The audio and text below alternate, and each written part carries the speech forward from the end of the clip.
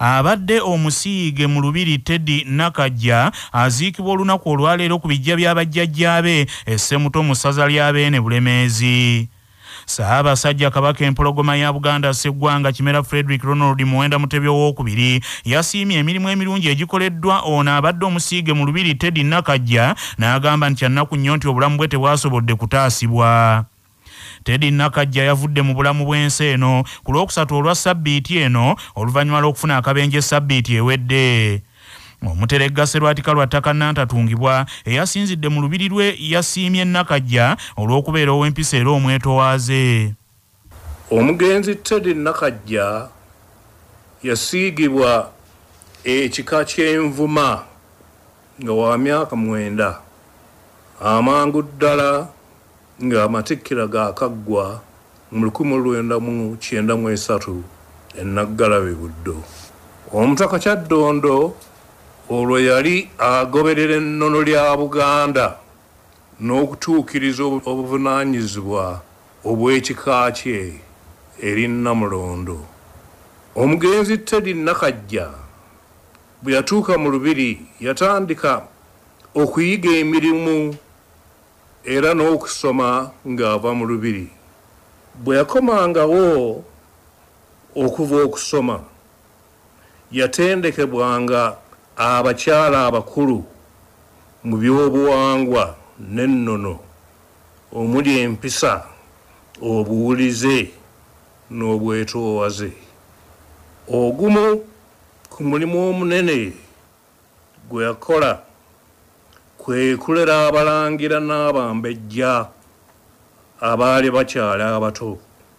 Yabaagalanga nnyo, ekyo nange nakirabangako n'amaaso gange, era nabo ne bamwagala, era agenze okufa ng'aleze n'omuzzukulu n'ava.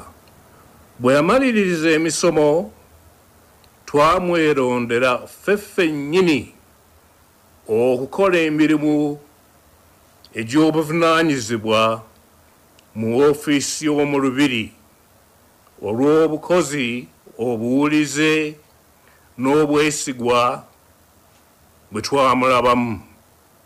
Yatandikira ku mulimu gw'okwaniriza abagenyi abatongole mu lubiri. Oluvannyuma twamukwasa omulimu ogw'okusunsula n'okutegeka ebiwandiiko Abangereza kye bandiise archivist, era waafiiridde nga ye muwandiisi mu ofiisi y'omu lubiri. Omufumbo Ssebugulu bwa Nnyo obukazi omuwanda ategeezezza nti omugenzi Teddy Nakajja abadde kyakulabirako kirungi eri abavubuka abaagala okuweereza Obuganda ne Namulondo. Obulamu bw'omusiige ono bulagira ddala bulungi nti ne ku mulembe guno abavubuka abaagala Obwakabaka ne beewaayo okubuweereza basobolera ddala okutuukiriza obuvunaanyizibwa bwabwe n'okwekulaakulanya mu bulamu bwabwe. Tusiima nnyo abaweereza bonna abaatandika nga bato n'abo abaayita mu mbeera ez'enjawulo, ng'ezimu si nnyangu n'akamu n'akatono, naye nga kati balina obuvunaanyizibwa obw'amaanyi mu Bwakabaka n'awalala. Era abo tubalinamu essuubi ddene okutwala Obwakabaka mu maaso. Awo nno okufa kw'abamu ku baweereza abo n'abasiige kinakuwaza nnyo nnyini, naddala okufa kwa Teddy Nakajja gwe tulowooza nti obulamu bwandibadde busobodde okutaasibwa. Katonda amuwummuze. Saabalongo Magulu Nnyondo n'atalinya ku kateebe era asiimye abasiige n'abaweereza mu lubiri abeewaayo okuweereza Namulondo ssaako bazadde baabwe n'abakulu b'ebika abafaayo ennyo okutuukiriza ennono za Buganda. Ku mulembe guno newankubadde ng'embeera yakyuka nnyo, abakulu b'ebika baffe bafubye nnyo okutuukiriza obuvunaanyizibwa bwabwe nga bawaayo abasiige mu lubiri nga tebafuddeeyo ku mbeera enzibu etali nnyangu. Bangi ku basiige abaaleetebwa mu lubiri tetwasobola kubasigaza olw'embeera eyakyuka, kyokka omugenzi Nakajja y'omu ku batono be twasobola okusigaza. Katonda era tumwebaza. Olwaleero njagala okusiima mu ngeri ey'enjawulo abasiige n'abaweereza abajja nga bato ddala ng'Obwakabaka bwakaddizibwawo nga tebafuddeeyo ku byanfuna. Mu ngeri y'emu njagala okusiima abakulu b'ebika n'abazadde abasiige abaatuukiriza obuvunaanyizibwa obw'ennono mu kiseera ekitaali kyangu. Manya obuvuna obuddo obw'eddembe lyo, tonyigirizibwa, ddembe lyo ery'obweba. Pulezidenti alina obuyinza okulangirira olunaku olw'okuwummula okusinziira ku mbeera ebeerawo mu nsi nga munnamateeka Derek Kavuma bw'annyonnyola. Etteeka erya Public Holidays Act liwa Pulezidenti obuyinza okulangirira ennaku oba olunaku olw'okuwummula mu ggwanga okusinziira ku mbeera eba eriwo mu kaseera ako, era olunaku olumu lw'aba alangiridde lusobola okubeera olw'enkalakkalira nga buli mwaka luteekwa okubeera olw'okuwummula oba lusobola okubeera olw'ekiseera ekyo kyennyini. Oluvannyuma lwa gavumenti okulangirira nti olwaleero lunaku lwa kusaba olw'ekirwadde lumiimamawuggwe ekya COVID-19 ekizinzeeko ensi, omukago ogutaba enzikiriza mu Uganda ogwa Intelligence Council of Uganda gusabye gavumenti ekole ku miwendo gy'obujjanjabi egyewanise naddala mu malwaliro ag'obwannannyini. Ssaabalabirizi w'ekkanisa ya Uganda Kitaffe mu Katonda Dr. Stephen Samuel Kazimba Mugalumboowa ng'era ye mumyuka wa nnyini ntebe w'olukiiko lwa Intelligence Council of Uganda asabye gavumenti eveeyo n'amaanyi ku nsonga y'amalwaliro ag'obwannannyini agaduumudde ebisale naddala okugakwasizaako mu bisoomooza n'ekiviirako emiwendo gino okwekanama ennyo. Tumanyi nti waliwo obuzibu obwa oxygen n'embeera enzibu zonna, naye tusaba gavumenti esobole okuyingirawo okutaasa ku bintu eby'ebisale naddala amalwaliro aga private. Tumanyi nti ensonga gye batera okuwa nti nabo baliko emisolo balina ebirala bingi, naye gavumenti esobola okubiyingiramu ebyo, ebisale ne biryoka bikendera mu malwaliro. Era n'abantu abagenze mu malwaliro gano gonna basobole okufuna obuyambi, kubanga kino kiseera buli muntu yeetaaga munne. Mpaawo atalikaaba, nsaba buli muntu asseeyo omwoyo. Joshua Kitakule Ssaabawandiisi w'omukago ogwa Intelligence Council agamba nti Mufti wa Uganda Sheikh Shaban Ramadhan Mubajje y'okukulemberamu okuwa obubaka obw'omukago, kyokka awanjagidde bannayuganda bongere okukuuma ebyo ebinaabasobozesa okwetangira ekirwadde kino ekyesibye ku nsi. Abasawo bali stretched, n'abannaddiini ku mulundi guno abaziika abasabira abantu nga nabo bali stretched. Ne tumwebaza nti kibadde kirungi nnyo nti tuddeyoko tufuneyo olunaku osobola okutuula awaka ne twegayira omutonzi okuwonya eggwanga lyaffe, okutuwa amaanyi, okutuwa amagezi tusobole okwaŋŋanga kino ekirwadde kya COVID-19. Ffenna ng'eggwanga so twagala kukubiriza buli muntu nti olunaku luno aluweeyo tusobole okuteekayo eggwanga lyaffe ffenna ng'abantu tulabe nga twaŋŋanga kino ekirwadde kya COVID-19. Mu ngeri y'emu akolanga Supreme Mufti wa Uganda Sheikh Muhammadu Kibaate agambye nti enteekateeka ng'eno ereme kukoma lwaleero wabula kifuulibwe kya buli kadde nga basabira olunnabe lw'ekirwadde kino okuvaawo.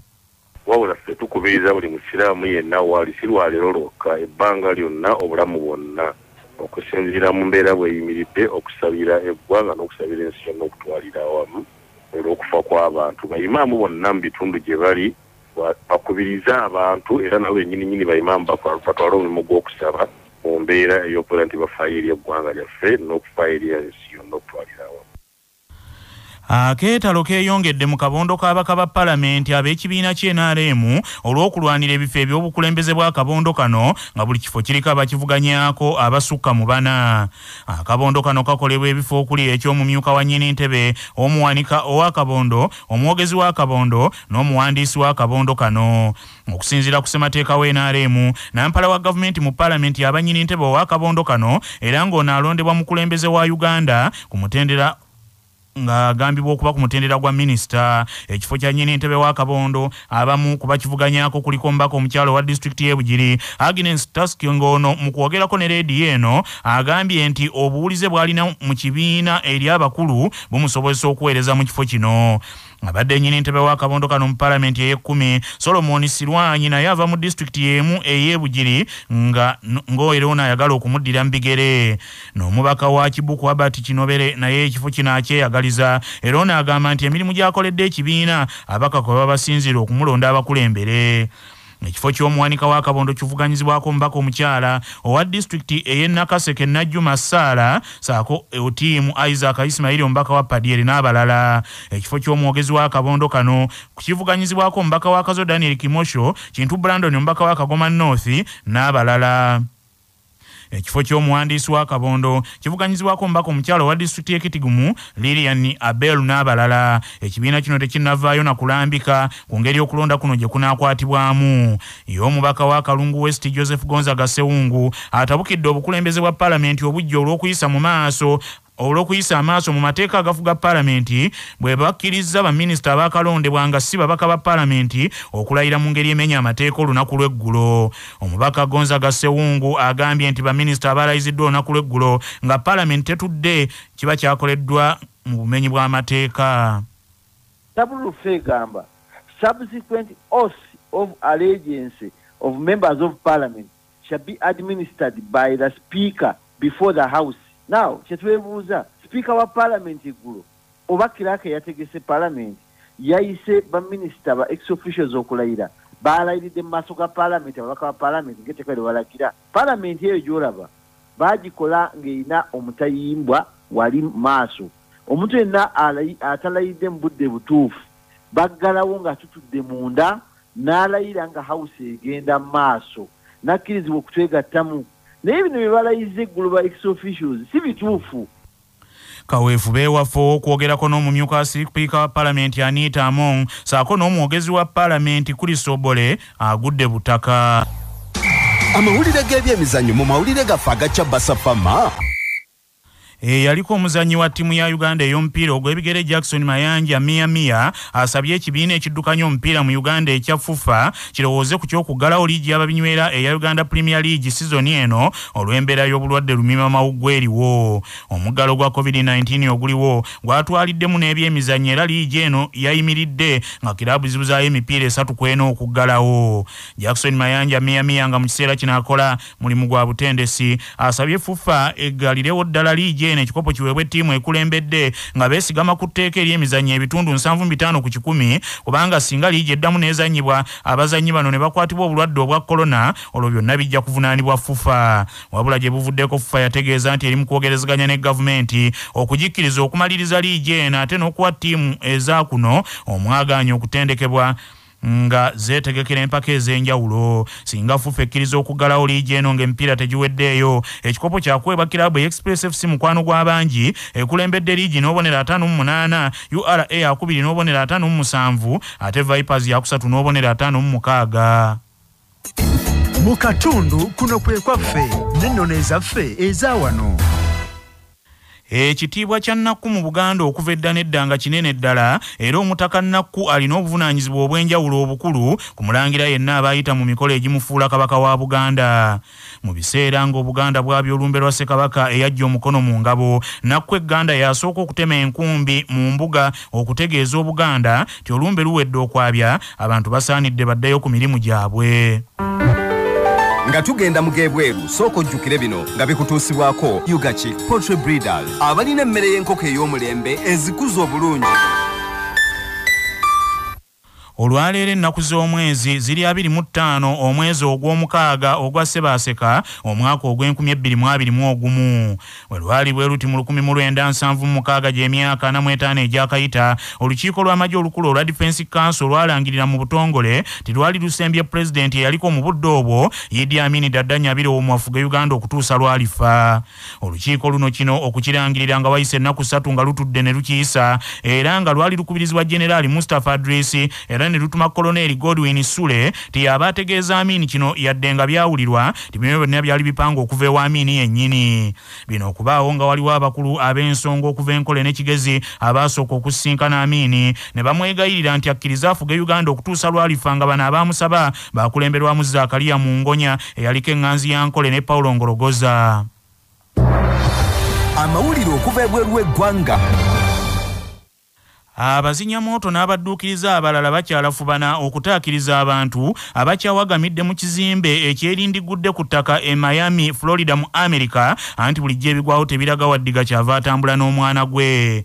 Ekizimbe kino eky'emyaliiro 12 Miami ekyemyaka 40 ekyakiviiriddeko okwerindiggula kuddimwa na buli kati tekinnaba kutegeerekeka naye nga bazinyamooto bali mu kweyambisa embwenkesi okuzuula awakyali abalamu. Abantu 104 be bamaze okuzuuka we bali nga n'omuntu omu kikakasiddwa nti ye afudde. Abalala 99 tebalabikako naye ng'omuwendo gwennyini omutuufu ogw'abantu ababadde mu kizimbe kino we kigwiridde tegunnaba kutegeerekeka bulungi. Abasimattusa abawerako basikiddwayo mu bifunfugu nga kaakana abadduukirize bawuliriza wava maloboozi ag'ebintu ebikubwa okuzuula wakyali abatannataasibwa babataase ku mbeera gye balimu ey'ekiriisa enkoko omuddo budde kuziba.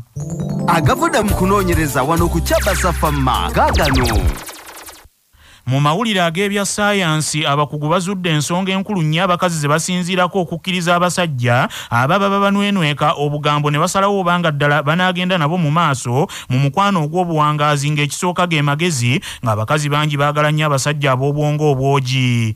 Abayivu abaagololanga yunifoomu mu ssaati ne bateekamu obukindo obulinga ekiyumba kya Nabbubi basinzidde ku Lulu University e Bugirimaani ne batunuulira abakazi 179 ne bakizuula nti ekyokubiri abakazi baagala nnyo abasajja abataggwako bisesana ddala mu bigambo. Bakalimagezi bagambye nti ekiri mu kifo ekyokusatu abakazi kye baagala ennyo nga basunsula abasajja bwe bulungi bw'omusajja eyeeyogerako okumupeerereza nga bangi batya okufuna bakkanga baana so nga ekiri mu kifo ekyokuna yendabika etali ya butonde gamba nga eva ku ngeri omuntu gy'ayambalamu. Omu ku beekenneenyezza okunoonyereza kwa luno Dr. Sebastian Oklenberg agambye nti mwattu ensimbi nsonga ya luvannyuma ddala kwezi ezaagazisa abakazi abasajja newandibadde nga ate ensimbi ezo tebaziinaako buzibu yadde okuzirya naye nga tezibaleetera kwagala kwa nnamaddala. Bannaffe amawulire ag'essaawa eno kanga malirize mu bufunze.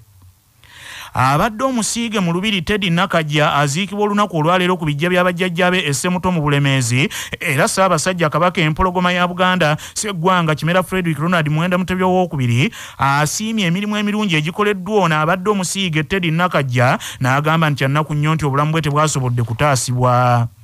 Oluvannyuma lwa gavumenti okulangirira nti olwaleero lunaku lwakusaba olw'ekirwadde lumima mawuggwe ekyezinze ku nsi omukago ogutaba enzikiriza mu Uganda ogwa Interreligious Council gusabye gavumenti ekole ku miwendo gy'obujjanjabi egyewanise naddala mu malwaliro ag'obwannannyini.